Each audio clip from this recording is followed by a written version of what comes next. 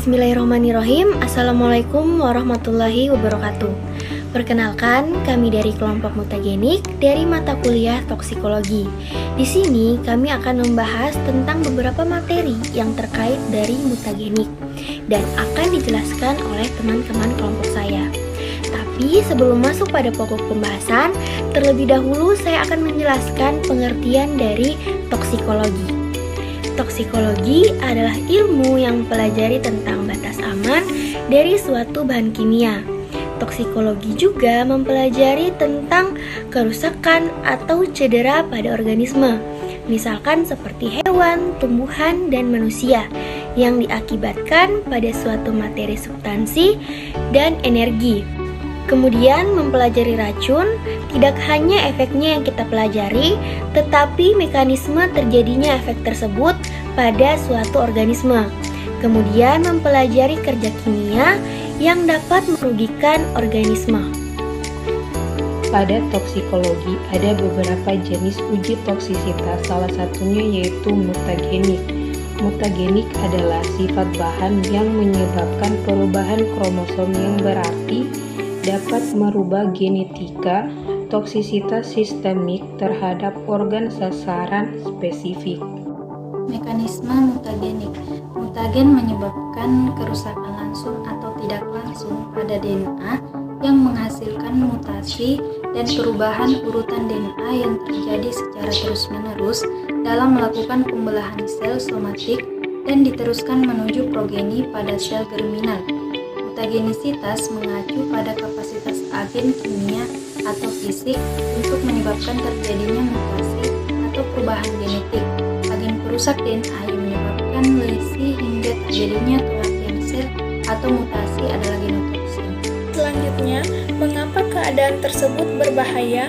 Karena genotoksisitas menggambarkan sifat agen kimia yang dapat merusak informasi genetik di dalam sel dan menyebabkan mutasi yang dapat menyebabkan kanker.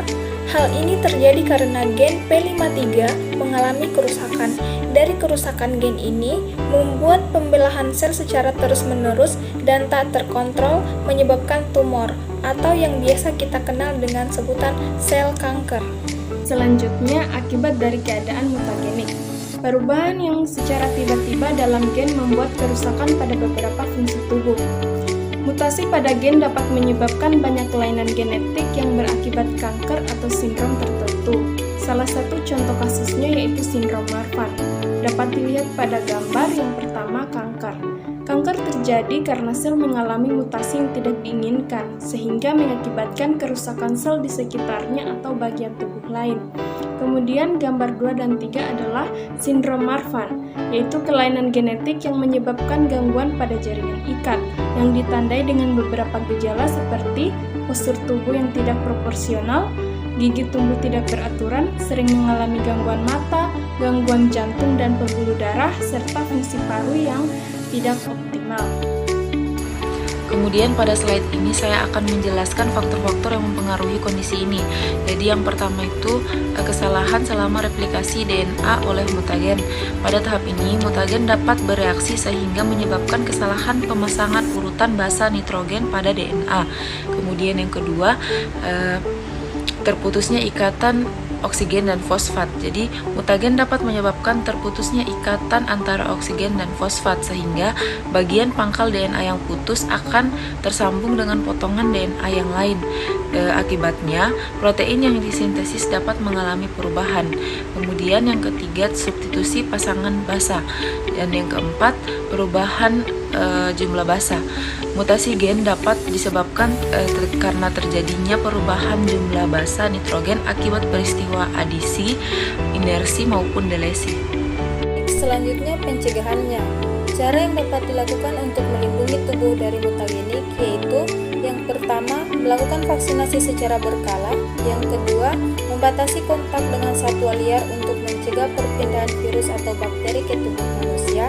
Yang ketiga, melindungi tubuh terutama kulit dari paparan sinar UV matahari dengan menggunakan sunblock.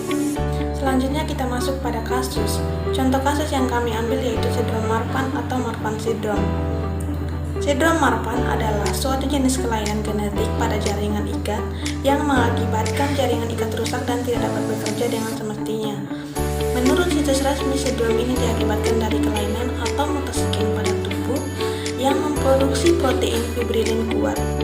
Nama Marfan sendiri diambil dari Antoine Marfan, seorang dokter anak yang meneliti kelainan ini pada tahun 1896. Sindrom Marfan biasanya menyerang organ-organ tubuh seperti jantung, mata, pembuluh darah, dan sistem rangka.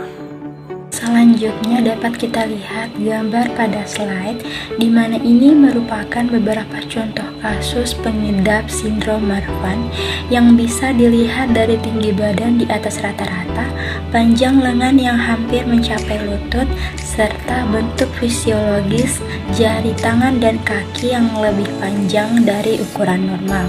Nah, untuk pengidap sindrom ini disarankan untuk membatasi aktivitas agar tidak memberi kerja berat berlebih pada organ jantung. Mungkin itu saja pemaparan materi dari kelompok kami. Kurang dan lebihnya mohon dimaafkan. Wassalamualaikum warahmatullahi wabarakatuh.